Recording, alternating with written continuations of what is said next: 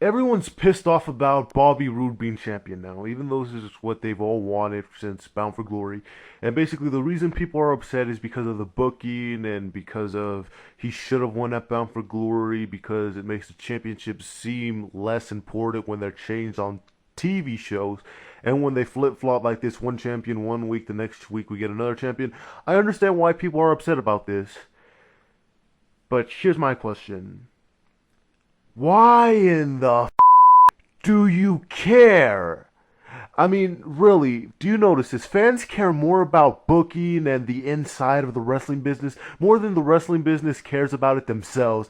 I mean, whenever championships flip-flop around the way Kelly flip-flops around the men's locker room, people get upset. They say, oh, it's demeaning the championship value. It's a mockery of the championships.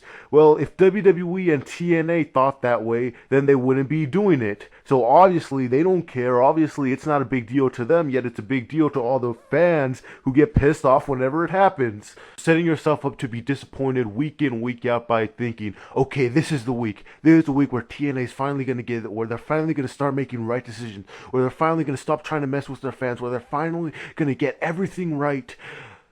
And then when they don't, you're just setting yourself up to be disappointed by expecting that that's ever going to happen. Because this TNA, they've been doing this for years and they're going to continue to do this for years. So and if you haven't gotten used to it by now, I really don't know what it's going to take for you to understand what TNA is. People are saying, oh, they're rushing this. They're not giving this enough time. This could be built up greatly. People are saying, oh, they should build this up until lockdown, until Slammiversary. They are not going to keep Bobby Roode and James Storm as the top contenders of the show until then. They really aren't. Like I've been saying, this is just a temporary thing. The plan right now is that they want to put the belt on Jeff Hardy before the end of the year or early on next year. That's the plan. They don't want to keep Bobby Roode and James Storm on top for right now. And by bitching, you're sending the message that you don't want to see Bobby Roode and you don't want to see James Storm be champion. That's the message you're sending to TNA. Even though that's not the message you're trying to send, but that's not how they're taking it. They're taking this as, oh, you internet fans, you don't know what you want. Fine, if you don't want Bobby Roode to be champion, we'll give it to Jeff Hardy. See how you like it. Oh, you're bitching about that too. Well, it's what you wanted, isn't it? So this is just temporary, and really just enjoy it. Be happy that these two guys are actually in the title picture, that they're actually gonna main event, and they're actually top stars right now.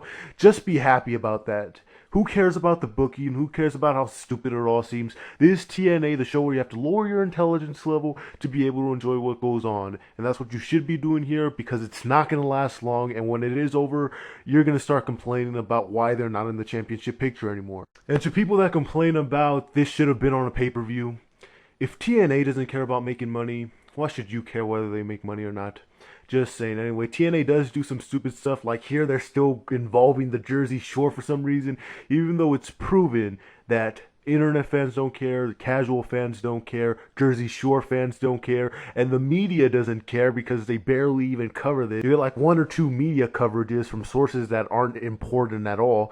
That's pretty much it. This hasn't helped them before, and it's definitely not going to help them now, and yet they still think for some reason paying this Jersey Shore guy that's not even important thousands of dollars just for one or two appearances is going to do something when it never does, and it's not going to. In the end, it just turns out to be a waste of money and a waste of time. But that's one of the prime examples of TNA just being stupid sometimes. But anyway, besides that, the wrestling on tonight's show, it actually felt slower and less entertaining. Even the X Division match with Randy Orton. And I'm kind of starting to get tired of seeing Randy Orton all the time. And it's kind of like how people are getting tired of seeing the same four divas in WWE over and over again. Yeah, the X Division is like that. We're just seeing the same four guys, even though they just brought in a bunch of people. Like, what's the point of them bringing in like 50 different people if you're only using one of them? And then we also had that tag team match, which I don't know why Jeff Hardy and Mr. Kennedy are teaming together, because Mr. Kennedy's career has been screwed by Jeff Hardy more times than Jeff Hardy can even count. And is it funny how I keep forgetting Scott Steiner is a member of the roster? Like, seriously, he like disappears. He only makes an appearance like once a month. So we got a Knockouts Tag Team Championship match. Tara and Tessmacher, TNT, they just got a new tag team name, and they just got new t-shirts, and on the same night that they lost the champ. Now last week, Gail Kim seemed to be like an unstoppable heel force that couldn't be stopped, And yet this week, she was more of a cowardly type of heel that was hiding behind her partner and barely got any offense in this match. That's just kind of weird. And this was also the second week in a row that we went without seeing the TNA Knockouts champion, Velvet Sky. So it looks like they're putting more attention on Gail Kim than their Knockouts champion, which I'm sure is what a lot of people want because a lot of people don't like Velvet Sky as champion. Though when this happened with Winter, people were complaining.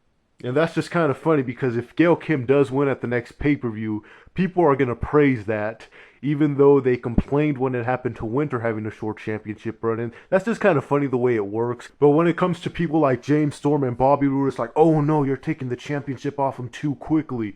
Yeah, when it's people you don't like, you really don't care how fast they lose the championship, do you?